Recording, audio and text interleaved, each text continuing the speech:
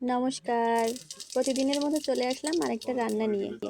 আজকে রান্না করছি ছোলার ডাল। আমি যেভাবে করে রান্না করি সেটা একটু শেয়ার করলাম।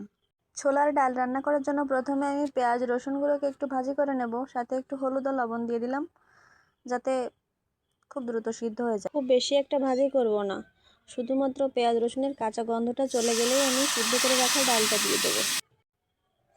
দেওয়ার পরে একটু নেড়ে চেড়ে নেব, তারপর যদি প্রয়োজন হয় একটু জল মিশিয়ে নেব।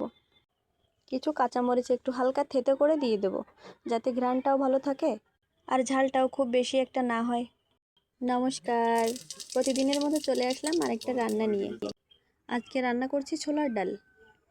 আমি যেভাবে করে রান্না করি সেটা একটু শেয়ার করলাম।